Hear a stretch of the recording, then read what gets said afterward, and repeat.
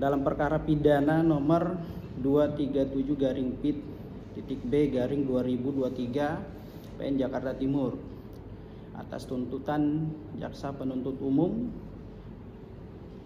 terhadap Elis binti Emin yang didakwa sebagaimana diatur di dalam dan diancam pada pasal 263 ayat 2 KUHP yang diajukan oleh penasihat hukum, disampaikan dan dibacakan pada sidang Pengadilan Negeri Jakarta Timur hari Senin 14 Agustus 2023. Majelis Hakim yang terhormat, saudara penuntut umum yang kami hormati, saudara terdakwa serta hadirin yang kami hormati. Pada dasarnya kami mengharapkan agar pengajuan pledoi ini nantinya tidak hanya dipandang sebagai bagian dan pemenuhan jaminan hak asasi terdakwa untuk melakukan pembelaan dan sebagai pemenuhan atas hukum acara pidana yang berlaku, namun juga harus dipandang sebagai bagian yang sangat penting dan determinan dalam satu proses peradilan yang memegang teguh prinsip fair trial. Selain itu, pengajuan pledoi ini juga harus dipandang sebagai bagian yang terpenting untuk dapat membuktikan bahwa tindak pidana sebagaimana yang didakwakan dan dituduhkan oleh saudara penuntut umum dalam perkara Quo merupakan hal yang harus dibuktikan secara objektif dan bukan didasarkan pada pandangan dan pemikiran yang subjektif yang didasarkan pada fakta-fakta yang terungkap dalam persidangan. Bahwa untuk memberikan kemudahan bagi yang mulia majelis hakim dalam membaca dan memahami uraian dalam pledoi ini, maka terlebih dahulu kami ingin memberitahukan sistematika penulisan pledoi ini adalah sebagai berikut. Pertama, pendahuluan. Kedua, perihal tanggapan atas tuntutan, keterangan saksi, keterangan terdakwa, barang bukti, bahkan analisis fakta dan kesimpulan permohonan. Pendahuluan dianggap dibacakan. Ada poin perihal tanggapan atas tuntutan, keterangan saksi, barang bukti, petunjuk, keterangan terdakwa, fakta pemeriksaan setempat atau disente, analisis putusan. Fakta persidangan mulai dari keterangan saksi, barang bukti, petunjuk, keterangan terdakwa dianggap dibacakan. Fakta pemeriksaan setempat atau disente dianggap dibacakan. Nah, analisis yuridis dan analisis fakta, bahwa analisis yuridis dan fakta ini penasihat hukum menguraikan analisis tentang pasal sebagaimana dalam surat dakwaan, surat tuntutan, analisis tahap pembuktian. A. Pasal 26 ayat 2 KUHP bahwa berdasarkan dakwaan pada perkara ini, yaitu pasal 263 ayat 2 KUHP hukum pidana yang unsur-unsurnya adalah sebagai berikut. Barang siapa menggunakan surat palsu atau yang dipalsukan menimbulkan kerugian.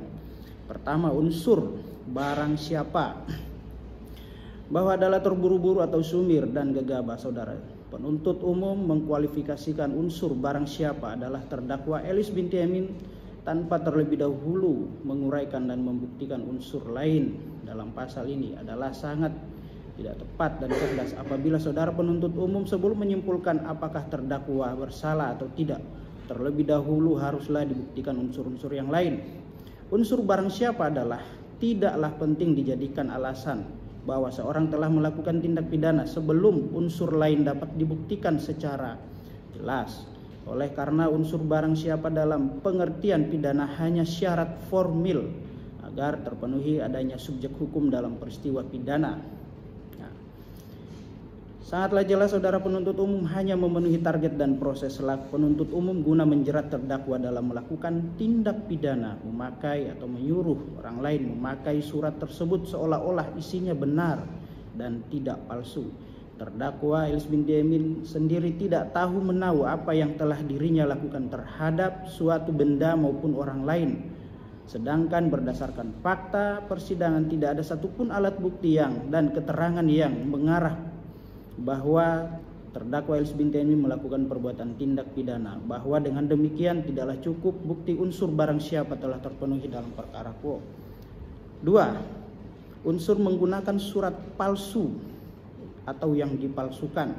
bahwa unsur menggunakan surat palsu atau yang dipalsukan dalam pasal ini perlu dibuktikan terlebih dahulu. Pemalsuan surat harus dilakukan dengan sengaja atau dengan maksud, dipergunakan sendiri atau menyuruh orang lain mempergunakan surat palsu tersebut yang seolah-olah asli. Dengan demikian orang yang menggunakan surat palsu itu tersebut harus mengetahui benar-benar bahwa surat itu adalah palsu. Jika tidak mengetahui maka tidak dapat dihukum. Bahwa ini penting karena unsur kesengajaan menghendaki pengetahuan dan keinginan, dan demikian harus ada unsur pengetahuan dari orang yang menggunakan surat palsu tersebut, seolah-olah surat itu benar. Menggunakan sebuah surat adalah melakukan perbuatan bagaimanapun wujudnya atas sebuah surat dengan menyerahkan, menunjukkan, mengirimkan kepada orang lain yang itu kemudian dengan surat itu mengetahui isinya. Ada dua syarat adanya seolah-olah surat asli atau dan tidak palsu. Dalam pasal 263 ayat 1 dan 2 adalah: pertama, perkiraan adanya orang yang terperdaya terhadap surat itu, dan kedua, surat itu dibuat memang untuk memperdaya orang lain. Kualifikasi terhadap tindak pidana menggunakan surat palsu adalah haruslah berdasarkan pada uraian pasal 263 ayat 2, di mana dalam menggunakan surat palsu harus diperhatikan tentang isi yang terdapat dalam surat itu. Di samping itu, menggunakan surat palsu juga harus diperhatikan adanya unsur dengan sengaja yang merupakan unsur subjektif dari tindak pidana menggunakan surat palsu itu. Untuk dapat menyatakan pelaku terbukti mempunyai kehendak atau pengetahuan sebagaimana yang dimaksud, tidak harus hanya berpedoman pada pengakuan dari pelaku sendiri, akan tetapi dapat menarik kesimpulan tentang adanya kehendak atau pengetahuan pada pelaku terdakwa, saksi ataupun alat bukti lain yang diajukan oleh penuntut umum dalam sidang di pengadilan. Dalam tindak pidana yang diatur dalam pasal 263 ayat 2, unsur paling pokok adalah adanya kesengajaan dari pelaku untuk melakukan perbuatan tersebut. Jika dikaitkan dengan perbuatan terdakwa Elis binti Emin sebagaimana didakwakan oleh saudara penuntut umum bahwa Girik C nomor 892 persil 7A kelas 2 atas nama Leman bin Kiman ada pada terdakwa binti Elis diperoleh karena warisan yang diturunkan secara turun-temurun yang diyakini kebenarannya bukan merupakan hasil daripada tindak pidana, bahwa terdakwa Elis binti Emin menempati dan menguasai tanah yang telah dipermasalahkan oleh ahli waris almarhum Dr. Andus Haji Erwin Ahmad Atmaja karena meyakini jika dahulu kakeknya telah membeli sebidang tanah tersebut dari Saman bin Jigo berdasarkan asli surat jual beli mutlak sawah darat tertanggal 7 Februari tahun 1955 antara Saman bin Jigo sebagai penjual dan Leman bin Kinan sebagai pembeli. Dapat disebut sebagai pembeli yang beretikat baik. Adapun jika memang surat tersebut dianggap palsu, maka yang membuat palsu surat tersebut bukanlah terdakwa Elis binti Emin. Maka sangat keliru dan tidak beralasan hukum jika terdakwa Elis binti Emin didakwa berdasarkan pasal 263 ayat 2 KUHP menggunakan surat palsu. Bahwa dengan demikian tidaklah cukup bukti unsur menggunakan surat palsu atau dipalsukan terpenuhi dalam perkara. Maka terdakwa harus dibebaskan dari segala tuntutan. 3. Unsur menimbulkan kerugian. Bahwa unsur menimbulkan kerugian tidak berdiri sendiri. Unsur tersebut merupakan satu kesatuan yang tidak terpisahkan dengan unsur lainnya. Jika unsur menggunakan tidak terpenuhi sebagaimana diuraikan pada unsur sebelumnya, yang mana menggunakan surat palsu harus dilakukan dengan niat dan sengaja atau dengan maksud. Bahwa oleh karena surat Girik C nomor 892 yang ada pada terdakwa diturunkan secara turun-temurun karena warisan yang mana pewaris telah meninggal dunia, maka warisan tersebut secara otomatis beralih kepada ahli warisnya. Dengan demikian surat Girik C nomor 892 atas nama Leman bin Kinan tersebut diperoleh oleh terdakwa Elis binti Emin dilakukan dengan tidak cara melawan hukum, merubah, menambah, mengurangi, dan atau membuat surat seolah-olah surat itu asli. Bahwa jika dikaitkan dengan keterangan saksi, surat, petunjuk, dan keterangan terdakwa yang disampaikan dalam persidangan maupun pemeriksaan setempat atau disente, maka terungkap fakta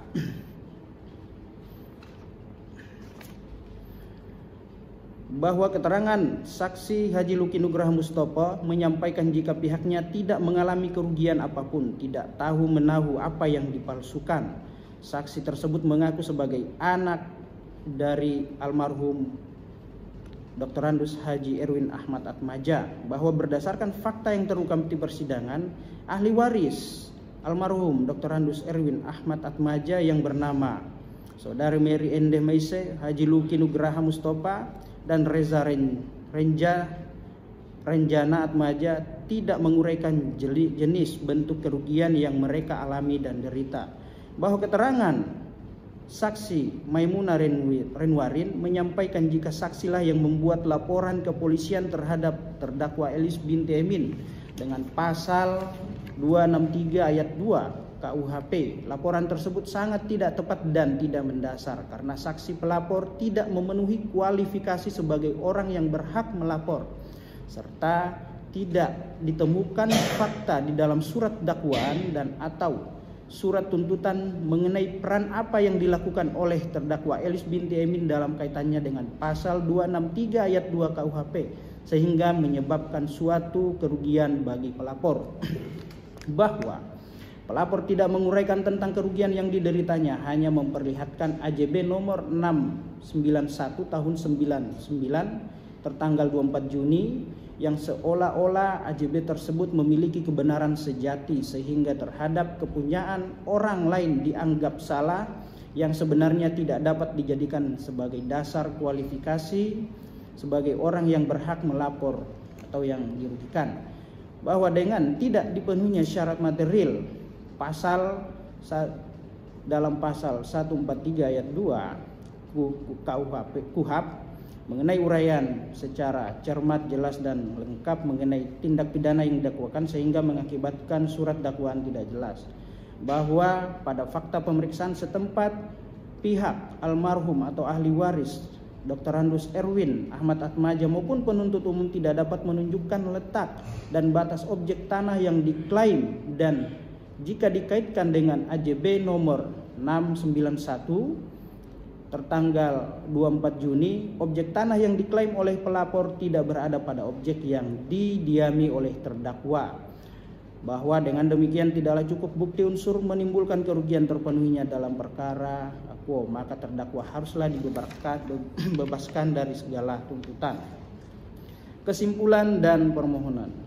Yang mulia majelis hakim yang kami hormati, saudara penuntut umum yang kami hormati, dan hadirin pengunjung sidang yang kami hormati, ya.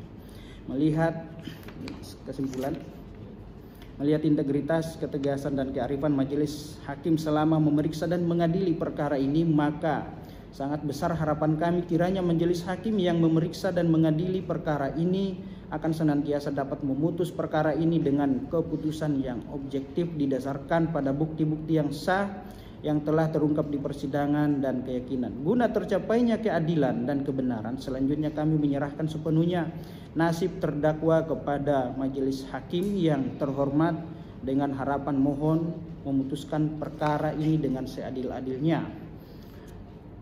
Majelis hakim yang mulia, oleh karena saudara penuntut umum tidak dapat membuktikan seluruh dalil sangkaannya dan unsur-unsur yang didakwakan, maka sebagai pertimbangan dalam memutus perkara akuo, penasihat hukum menyampaikan jurisprudensi. Ada 4 jurisprudensi yang mulia dianggap dibacakan. Nah, maka berdasarkan alasan-alasan hukum maupun fakta hukum tersebut di atas, kami selaku penasihat hukum terdakwa Elis binti Emin memperhatikan peraturan dan perundang-undangan maupun perbuatan material dalam perkara ini, serta berdasarkan uraian-uraian dan kesimpulan tersebut di atas, maka mohon agar kiranya majelis hakim yang terhormat yang memeriksa dan mengadili perkara akuo dengan mempertimbangkan objektivitas, kejujuran hati nurani, dan nilai-nilai keadilan atau values of justice, berkenan untuk mengadili dan memutuskan sebagai berikut. Pertama, menerima nota pembelaan pledoi penasihat hukum terdakwa Elis binti Emin untuk seluruhnya. 2. Menolak surat dakwaan yang masuk dalam surat tuntutan nomor rek perkara PDM 024 garing Jakarta Timur garing EKU garing 03 garing 2023. 3. Menyatakan terdakwa Elis binti Emin tidak terbukti secara sah melakukan tindak pidana sebagaimana yang didakwakan dan dituntut oleh penuntut umum berdasarkan pasal 263 ayat 2 Kitab Undang-Undang Hukum Pidana. 4. Membebaskan terdakwa Elis binti Emin dari dakwaan dan tuntutan hukum yang diajukan oleh saudara penuntut umum. 5. Memerintahkan kepada jaksa penuntut umum agar merehabilitasi nama baik terdakwa Elis binti Emin. 6. Menyatakan barang bukti berupa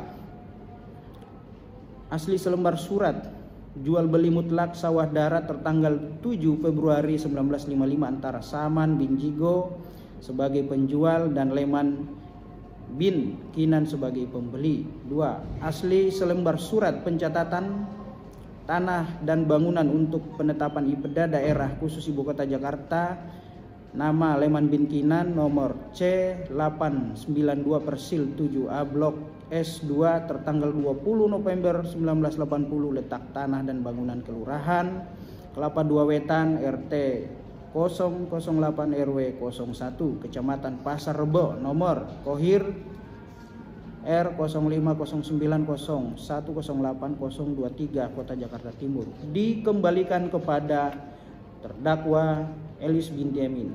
7. Membebankan seluruh biaya yang keluar akibat perkara ini kepada negara. Atau apabila majelis hakim pada Pengadilan Negeri Jakarta Timur yang terhormat yang memeriksa dan mengadili perkara kuat berpendapat lain, maka kami selaku penasihat hukum terdakwa memohon agar kiranya dapat dijatuhkan putusan yang seadil-adilnya atau ex aequo et bono bagi terdakwa. Kami yakin dan percaya bahwa majelis hakim yang terhormat akan sependapat dengan kami bahwa keadilan akan tetap ditegakkan walaupun langit akan runtuh. Sebagai penutup, perkenankan kami selaku penasihat hukum terdakwa ingin mengutip firman Allah Subhanahu wa taala dalam Al-Qur'an pada surat An-Nisa ayat 58 yang berbunyi, sesungguhnya Allah menyuruh kamu menyampaikan amanat kepada yang berhak menerimanya dan atau menyuruh kamu apabila menetapkan hukum di antara manusia supaya kamu menetapkan dengan adil. Sesungguhnya Allah adalah Maha mendengar lagi Maha melihat. Selain itu, hal tersebut terdapat postulat hukum dan atau asas hukum pidana in criminalibus probationis beden esse luca clariolis, yang artinya dalam perkara pidana bukti harus lebih terang dari cahaya atau seterang cahaya. Demikian nota pembelaan atau pledoi ini diajukan kepada Yang Mulia Majelis Hakim pada Pengadilan Jakarta Timur, dan semoga Allah Subhanahu wa taala memberikan kekuatan kepada yang terhormat Majelis Hakim untuk dapat memberikan putusan secara teliti, cermat, adil dan objektif atas nota pembelaan atau pledoi dalam perkaraku. Atas perhatiannya kami ucapkan terima kasih. Hormat kami penasihat hukum terdakwa Elis binti Emin. Izin mulia ada yang info yang ya.